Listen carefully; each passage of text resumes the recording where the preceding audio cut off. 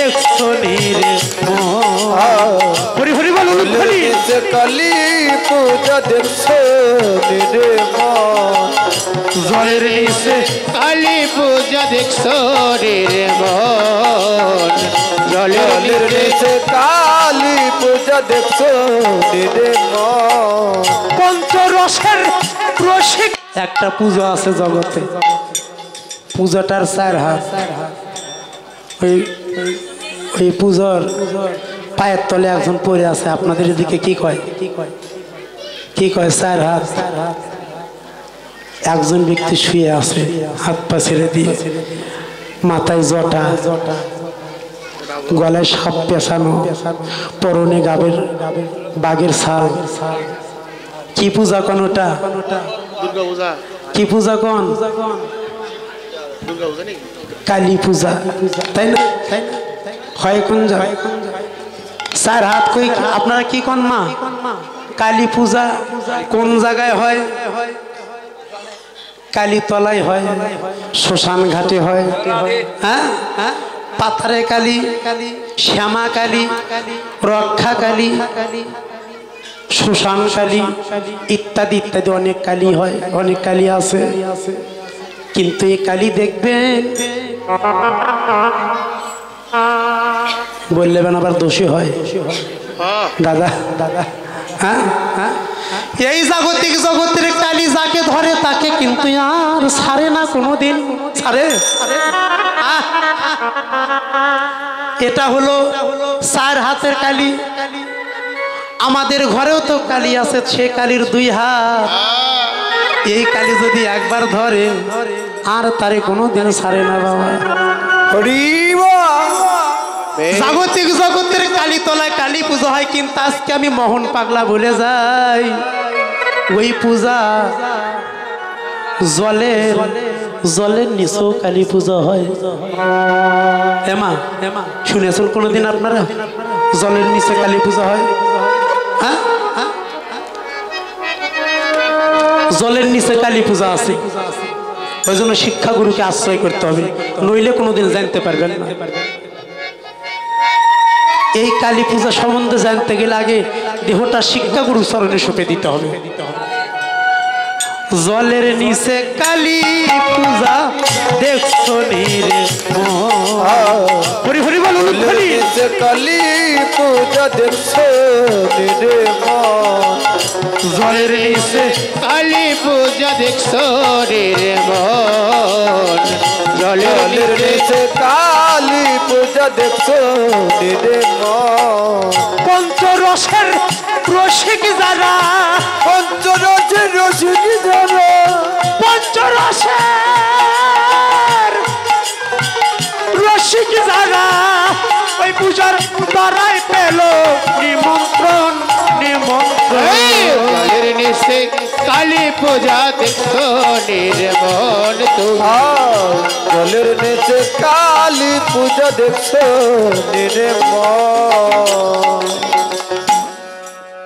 আমার ঘরে একটা চিঠি গিয়েছে দাদা কালী পূজায় কি ফাটা বলি হয় বা আপনাদের অঞ্চলে হয় কি বাবা হ্যাঁ দলিলটার নাম বলি শিব পুরাণ গ্রন্থটার নাম হলো শিব পুরাণ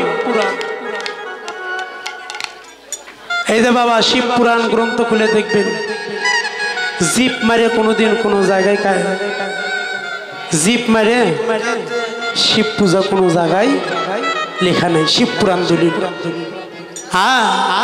জাগতিক জগতের পূজাতে পাঠা বলি দেয় আর জলের নিচে যে পূজা হয় বাবা ওই পূজাতে আচ্ছা দাদা আমার দাদারা দোকান খুলে থুয়ে চলে আইছে ব্যস্ততা মানুষ তাও আইছে এই পাগলটার কথা শুনে আইছে ঠিক আছে আচ্ছা জলের নিচে পূজা হয় দাদা শিব মেরে জিপ মেরে শিব পূজা কোনো জায়গায় লেখা নাই কোনো জায়গায় লেখা নাই পাঠা বলি কোন পাঠা দিতে বলছে স্যার হাত পাওয়া পাঠা ওঠা ওই পাঠা দিতে বলে নাই বলি দাও তবে ওই পাঠা নয় তোমার দেহের মধ্যে একটা পাঠাই আছে,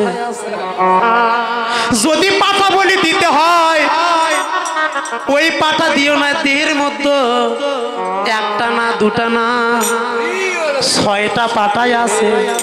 কি করছে কোন কাতারে ভিতরে ঢুকলে তো সমস্যা হবে না। এই কোন জায়গায় বলি দিবে? কাতেরার মধ্যে ফেলে।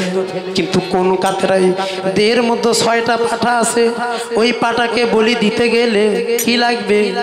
6টা পাটা হলো কাম, ক্রোধ, লোভ, মদ, মোহ, মাৎসর্য।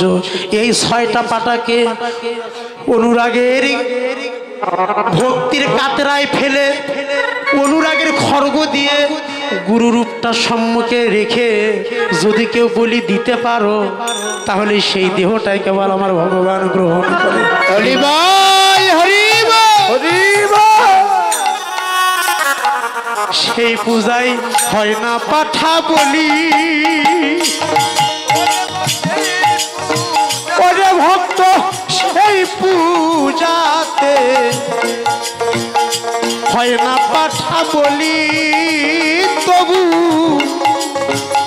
প্রতি মাসে যুগে জাগি হয় রক্তের ঢলা ঢলি। হায় হায় রক্তের ঢালা ঢলি রে মন, রক্তের ঢালা ঢলি। সেই পূজায় হয় না পাঠা বলি,